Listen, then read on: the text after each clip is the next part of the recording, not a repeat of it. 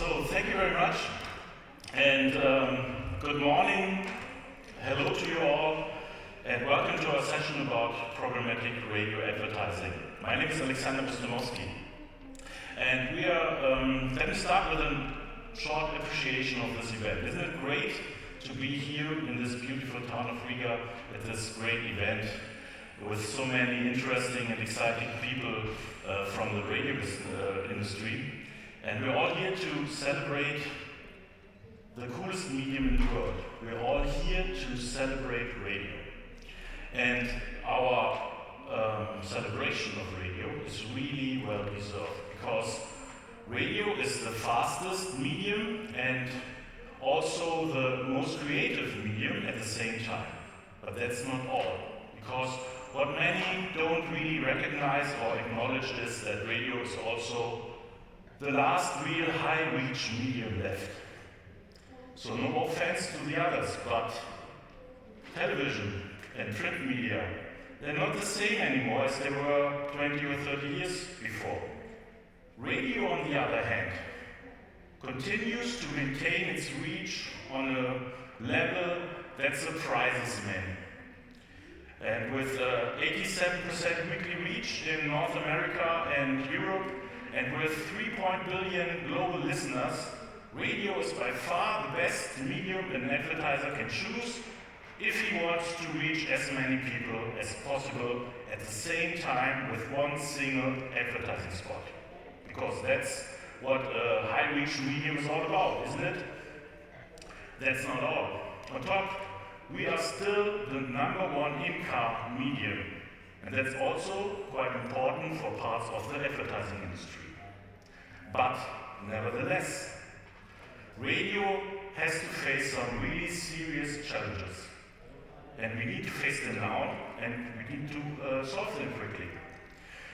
The biggest challenge right now comes from the radio, from the advertising industry, because there has been a major change, a decisive change has taken place there. They switched their operating system, so to speak. So you can compare it in a way if you switch from MS-DOS to MS Windows. What do I mean with that? I mean with that they switched from the traditional old way of media booking, from insertion order booking, that means media booking via email or telephone or even fax, to the new way of media booking, to programmatic advertising, to booking with digital buying systems. And that is increasing more and more. And I/O is becoming more and more the exception, especially in the digital market. In the digital market, there's only 20% left, which is booked with I/O booking method. But that's not all. It's also affecting the traditional media. It's affecting the linear media and, for instance, television. They are not only adopted with their digital inventory, they're also adopted to the programmatic market with their linear inventory. Even cinema has adopted to the programmatic landscape. And above that all, there is digital out of home, or billboard advertising, basically. They made a huge job. They adopted to the market and positions themselves in the market really good, in a high quality approach and in a future-proof manner. They're kind of our role model. But the main thing is that the media buying industry has changed and adopted and upgraded. So in terms of technology and also regarding personal structures. Their aim is, in a couple of years, not to buy anything more with I/O booking. They want all in one dashboard, and they want all in an overview in one dashboard where they can analyze and also optimize every channel which each other. So, if you want to take a picture.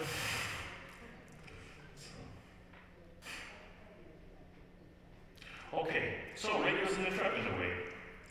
The problem is that although we carry a massive audience, We sell the ad inventory through legacy direct sales channels, which are slow, manual, and they're not connected to the ad tech infrastructure. And because of that, there's no access to the programmatic demand. And the revenues out of the national and international markets are decreasing. And with that along, there come different problems, because the transition to the digital playouts, to web radio, is decreasing too slow. And on top, we have some more traditional radio problems. We are depending on a few industries. We mainly depend on furniture and car dealers, and also on the food retail industry. What do we do if one of these three revenue columns breaks away? We have a huge problem.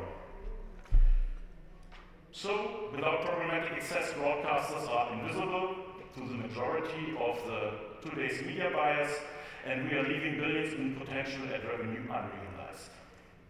And because of that, we are losing to streaming audio. Let's face it, we are losing to Spotify, to Apple, to YouTube. And our CPMs are even below of those of the digital market, because we don't have so much data and we don't have such an easy access.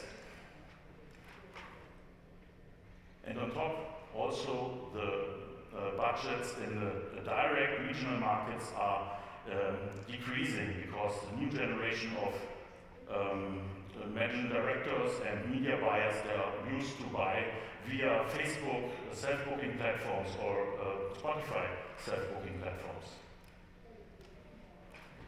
To sum it up, we are losing share to the other digital and linear media. So, I think one thing is clear: radio needs to get its act together. We need to make every effort which is necessary to get our seat at the programmatic advertising table. But although we might be the last ones to get our seats at this programmatic advertising table, if we act together and if we act soon, we can still have a huge slice of the pie. So a huge slice of the programmatic advertising pie. Because let me make this absolutely clear: radio has a lot to offer. We don't need to hide from anybody. We can make a huge impact in the programmatic market because we have a huge reach. We have creative campaign implementations, and we are a great sales channel generally. And from now on, with Aireal technology, radio is also bookable in a really short notice. So every media plan from now on can be optimized and can be boosted with millions and millions of radio contacts. And that's what the advertising industry needs. So to sum it up, if we act together and soon, we can make a huge splash in the programmatic advertising market and a huge impact. But it's not much time left. We need to act now, we need to act soon. But don't worry, we won't fall behind completely, because 3 years ago, to prevent all this, we founded Aireal. And Aireal is the first holistic audio SSP worldwide. So we are a convergent audio SSP, and we are a team of experts from different fields. We are from audio, from broadcasting, of course, really important, from streaming, from edtech, and also from programmatic and data research. We need all these fields to reach the goals which we are aiming. And our goal is to bring audio inventory to the programmatic market. Our purpose behind all this is that we want to help audio publishers to monetize themselves in a future-proof manner.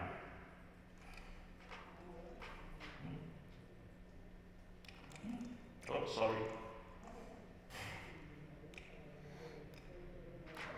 Okay, so what can I tell you? After 3 years of really hard work, we managed to achieve our first goal, to be the market solution in Germany, Austria, and Switzerland. So in Germany, we work with the biggest sales houses. We work with RMS, with WDR, with Studio Gong and RTL, and we have already more than 100 stations connected to our platform, and we will connect 180 until In Switzerland, we have 20 stations, the big ones, connected to our platform, and we work with Swiss Radio World, the Sales House, and with Energy and with CH Media. And also in Austria, we are aiming to connect more than 40 stations until the end of the year.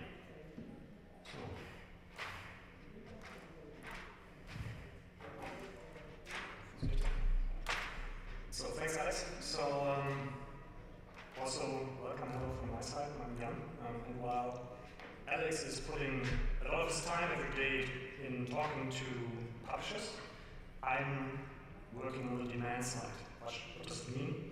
So in Aireal, we work on addressing the biggest untapped opportunity in the media industry, integrating broadcast audio, broadcast radio, with a huge reach into programmatic advertising. And as I'm on the demand side, the question that I'm talking about every day is, why should anybody care? Why is it so important for us to do this? And we already heard about reach from Alex, and I'm having a more European perspective here, so we have huge numbers in weekly reach. We have very, very good KPIs in terms of trustworthiness. You can see here some numbers, radio being much more trustworthy than, for example, social media. And of course, we have a very long dwell time, every day people listening to radio. So radio is really like powerhouse. Yeah? But there's another number, and that's even more important, actually, or becoming more and more important. And this is this number, because the agencies project that by 2028, 80% of all the electronic budgets, so everything except gluing something to a wall, will be sold programmatically. And that's an issue, because the buyers, or the people buying these media, they are really in a dilemma. Because radio is an attractive channel due to reach, due to trustworthiness, due to target groups. But it's also not available to these buyers because it's not in their ecosystem. So they work on websites, on user interfaces that are very modern, very quick, very easy to use. So what do? They wait until we are ready. No, they don't. They spend with Spotify and TikTok. And that's really a problem, because when 80% of all the budgets are going into these people's desks, and we are not present on these desks, that's really a problem. So the legacy structures that are in place at radio stations, they do not really match how the new generation of buyers is thinking and how they work in their everyday business. The first thing that's not a match at the moment is tech, obviously. Yeah, so we're talking about technology here. So the tools they're using, the speed that they require for someone to be relevant for them, is totally different from legacy systems that are not connected to the internet, that take days of data imports and exports. That's not how these people want to work. The process of calling somewhere, sending emails and stuff, that's something they don't understand and they don't want. Also, a very important question is, what's the product that I'm selling? Is the product that I'm selling still the morning hour? Or is it an audience, no matter where it is, through the day? And how do I get this data and how do I report it? It's really, really important to look at this. And maybe most importantly, ease of use. You can now go and spend like $1 million on Spotify, if you have a black credit card, in hours, maybe minutes, but not in weeks. And this is how the people want to work. This is how the young buyers want to buy, but they can't do it for radio. So the digital budgets, these 80%, are not available to radio at the moment. And it's not about quality, it's about availability. So at Aireal, we do a lot of work in solving 3 very big issues that we see that you need to solve when we want to bring broadcast radio to the programmatic desk, to the programmatic buying people. First one is making broadcast radio available on a technical level. I'll give it back to Alex to show you how this works. Thanks. Yeah. So how does it work? How does it function? To show you how it works, I brought with me an illustration of the entire process, and it's also a reflection of the entire market system, because we have on one side the supply side, where it's basically the inventory of the radio stations, and on the right side we have the demand side, the buying side, with the DSP, with the demand side platform, and with the media agency which owns this DSP. In the middle, there is Aireal, the Aireal SSP, as a technical intermediary. What's really important for us is we are not a sales house, and we don't want to be a marketer or a sales house. We are the audio SSP, and we are the technical intermediary between supply and demand side. So between those three instances, you see also the bidirectional interfaces which connect each side with each other. So in order to show you how simple the entire process is working, I brought this chart, and I will now show you the 7 major steps which are necessary to fulfill the entire programmatic radio chain. So first of all, we receive an inventory information. We receive it directly from the broadcast system, from the radio station. We have to each radio station an individual interface, a bidirectional interface. So we receive the information that there will be a placeholder in the next hour embedded into the ad block of the radio station, and we can insert their programmatic audio spot. So the next thing is that we get the market and media data. That's from in each country a little bit different, and also in some regions. But generally, we get the information which reach and which target group can we offer to the demand side right now. Okay. So the next step is that our audio SSP is calculating the media plan, and it does that in completely automatically and within seconds. The base for that can be net reach optimization, or target group optimization, and even CPM optimization. Everything is possible there. It can be different approaches. The fourth thing is that we built the bid request. The bid request is basically the offer in OpenRTB, that's the language which is spoken in programmatic systems. And in the bid request, it contains the information the demand side needs. So reach, target group, and price, of course. Then the DSP can decide if they want to buy or not, also automatically, of course. And if they buy, then we get the bid response. And the bid response is the booking offer in the programmatic language. And with the bid response, we receive also the radio spot. So then we forward the radio spot to each radio station separately, individually. And the radio stations play that out. And then the seventh and last step, for me the most exciting one, is that we receive a send confirmation. And the send confirmation can be forwarded to the DSP within seconds, so the agency and the customer can see immediately what they reach, which target group they reached, and how the campaign is progressing during the campaign time. So again to Jan. So this is the first thing. I'm going to stop walking around now here. The thing's going to break.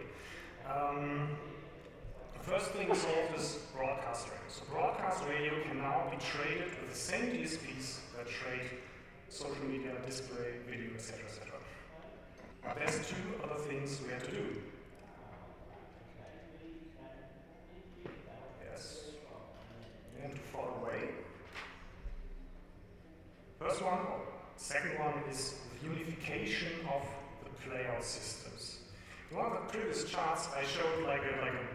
of pipes and stuff, symbolizing how complex the structure is at the publisher side.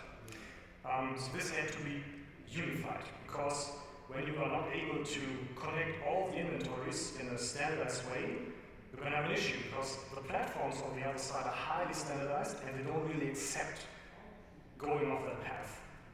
The second one, third one in total, is programmatic convergence. What does it mean? The system we've built is not only able to handle terrestrial radio, but also IP audio or digital audio, depends on which market you are, what it's called, and podcast and retail and some other things. So what we basically do is, going back to the picture, we unify all the structures at the publisher side and transform it in a format that the demand side, who are handling 80% of the revenues, as we just learned, can understand and can trade with and can start buying through programmatic. Why is this so important? If you want to be part of this, if you want to be able, from one platform like ours, to buy convergent campaigns, broadcast and IP combined, for example, if you want to have deals running with global DSPs, with local DSPs. I had to anonymize this because it's real trading taking place. You need to be standardized. You need to be able to understand languages of both sides, because only if you can bring this together, you can be able to connect guys like the traders, for example, or Active Agent, or Sticky, or Hawk, or whatever. Only then, people like Adform, Magnite, who work on a more European or global perspective, can start buying radio. And what we see is that, like 2 years ago, at this event, we were told, not sure if this is going to work. Now we see, as you just saw on the screenshot, agencies coming to us and say, hey, I want to understand how this works, because if the language is moving from the morning hour to an audience with a CPM, I can understand it and I can buy it. Now, on a global scale, there's even more potential, because the language is the same for all of them. It's a little dialect, but basically we're all talking the same language, and it's a worldwide, I think, $35 billion market that is still going down the way of being converted to programmatic. So there's a huge chance of radio being a part of this. Also, there's some other software that helps us to connect to these platforms. So we also see there that these guys who are not directly into buying also start diving into the topic of radio. Now I ask, okay, this is theoretically a great idea, so who's doing this already? So we have deals running already with these guys, for example, in several markets, with clients from retail, from financial area, from IT, device manufacturing. So this is really taking place already. And you can see here that radio is a really irrelevant channel for them. And the best part is that in most cases, it's even money that is not present in the market before. So these guys, they have the same problem we all have. Getting people that can do the work. And what they do is they centralize their buying. We just heard a few days ago an example that a retailer from Germany is now buying social media, not from German team, Swiss team, Swedish team, but from Central and Northern Europe team. So they're sitting somewhere, I don't know where, it doesn't matter, because they have the technology available to buy in all the countries. So there's not only a big potential in budget as a whole, but also budget that would never see a traditional radio market. So the possibility is there, the software is there. So we are providing a programmatic platform that can do all audio, that can do FM, DAB, SAP broadcast, digital audio podcast, and also adding retail network this quarter. It's a very simple user interface. The buyers are used to it already from Facebook, from Spotify. You can do dual booking, so you can do your programmatic buying from it, or selling if you're a publisher, and you can do also I/O. And it also covers, and that's, you can see it, Also very important, all the operation services. So we do the inventory and ad management. You don't have to be afraid that there's an ad coming up that you haven't heard before and approved. This is taking place also in programmatic. You can do the booking and trafficking, you can do reporting, billing, and also now integrating your CRM to this platform and push all the data that you need to the platform and start selling. So programmatic radio isn't coming, it's there. The demand is there. We're getting a lot of requests in several markets. And for us, and for all of us, it's a huge opportunity to get to budget we wouldn't even have seen before, and to stabilize and increase our share of the pie of advertising revenues. Thanks a lot.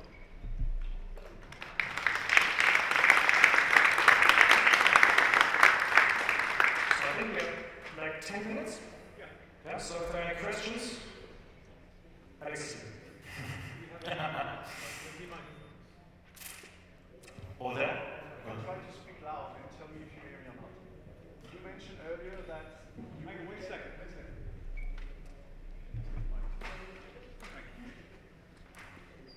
Thanks. No, it works better. Hi, I'm Alexis. I'm with Auditech. You mentioned earlier that you would get information from the SSP side that there would be a slot available in an ad, so it's not real-time bidding. We can also make real-time bidding. So private auction is possible, guaranteed is possible, and also preferred deals is possible. Okay, and all the data that you get is the data you get from the Raja, Mediametry, AGMA, and all those words. So data Exactly. which is Exactly. Yeah. That's, not digital data. so that's our linear approach. Other linear media does do it the same way. We cannot centralize focus on one-to-one. That's clear, of course. So it's an approach which we do with what we have. So, and it's accepted from the media industry. Okay, just to clarify one more thing. So all what is frequency capping, retargeting, attribution with pixel and all that, you can't deliver that, or can you? Frequency capping is possible, of course. Retargeting, no? Not now, we will see. Okay, thanks.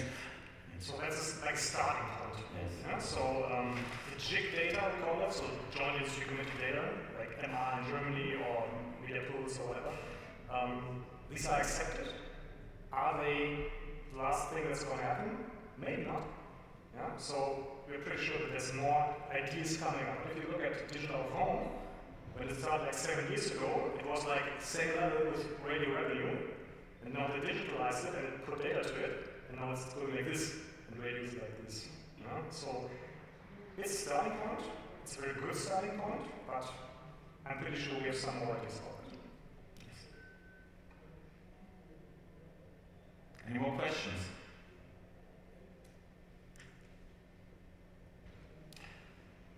Do you have the...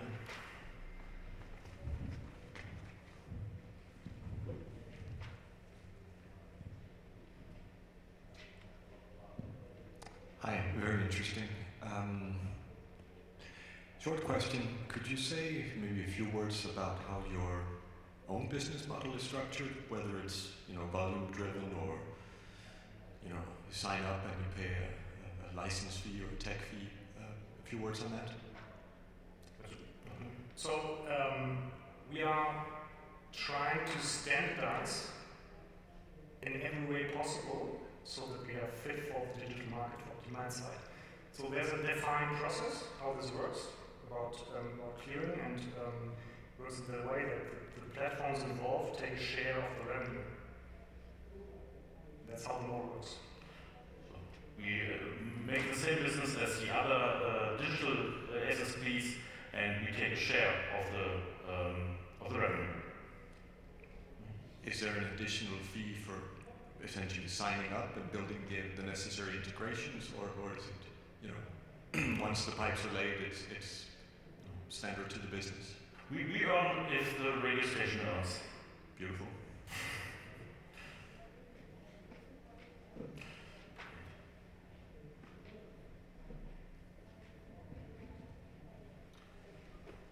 Okay, any questions? One more. Hi. How does radio station play the booked campaign? Does it is it some kind of automatic way, or do we get how do you call it? FTP. Yeah, do we get the spot? How does that work in our court? So you have a placeholder which is inserted or embedded in the normal, usual ad block which you play. So this can be 0 seconds. So, and if we have a programmatic audio spot, we insert into the placeholder. If not, then nothing happens. Nobody hears anything. But if we insert, then the ad block is going to be stretched a little bit for 30 seconds or something, or a minute. And then, yeah, that's the way we put it in. And of course, you need to see how the way to the end of the hour works. But that's the new broadcast systems. They can all they can make it to the hour play.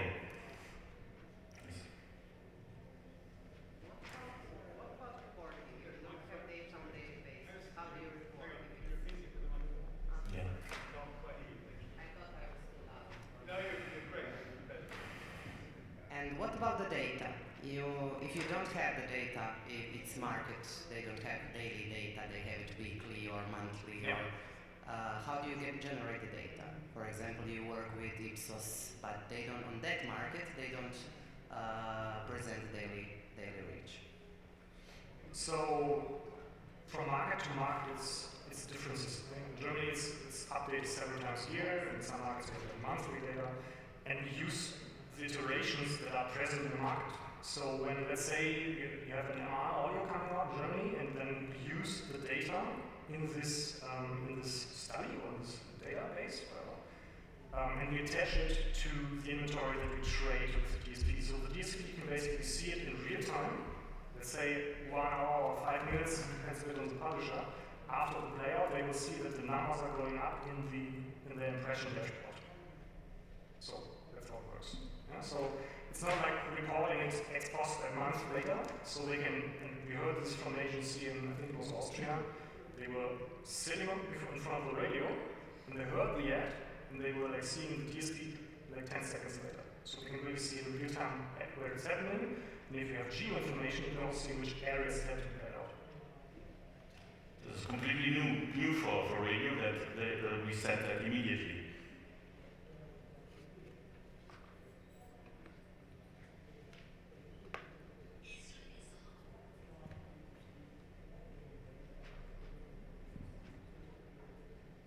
At what point of the process does the radio approve the ad or ad block, like the quality of the ad and so on?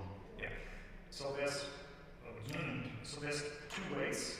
First way would be that we get it in advance, and then we know when it's. I don't know if you saw that on the screenshot. Every deal, every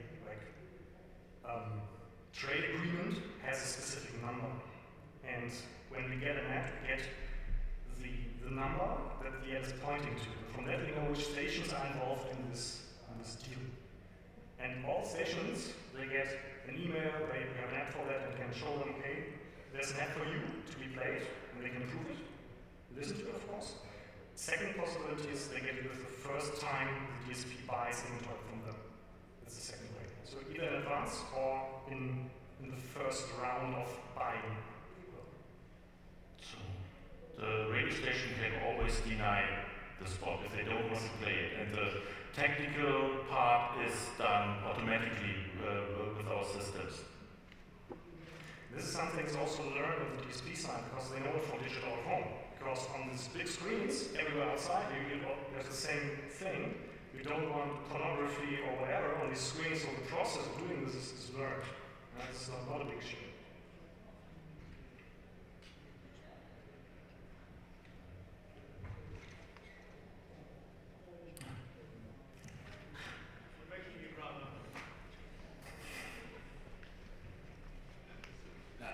Great things that you're pushing. Back to the ad safety. Do you get the metadata of the show? For example, it's a show and the 2 presenters are bashing the car industry. and then come an advertisement for Volkswagen. Can you control where the ad is played with the metadata of what has been discussed in the show or not yet? So we can use data coming from the publisher, like weather, news, context information. If there's a host running mad, But it's complicated, Anderson. I just wanted to know where you stand because it's an issue for people doing programmatic with a podcast. yeah. You want to make sure that you're not advertising, I don't know, flowers on a true crime podcast. That just doesn't match. Yeah, that's true. So when the DSP is or the agency that is using the DSP setting up the deal, they will define with the sales house, the marketer, where they want to be played or they are not. So if there's like long tail, it's called long tail inventory, where you maybe don't want to be, you just exclude it in advance, and that's really an advantage of radio. You have licensed publishers, and they are very, very keen on providing good quality. It's something the DSPs don't see in many other media. And so we have really high quality content, and it's actually seen as a big advantage when you talk to the agencies and the DSPs, because they have so much user-generated stuff going on, and this is not taking place in radio. I mean, if someone goes nuts, yeah, okay, that's right. But we also have prepared context targeting. Mm-hmm. We're not using it right now, but it's something that will certainly occur in the near future, and then we can also place in the right position. A lot of work ahead, but good stuff. It is, yes. Yes.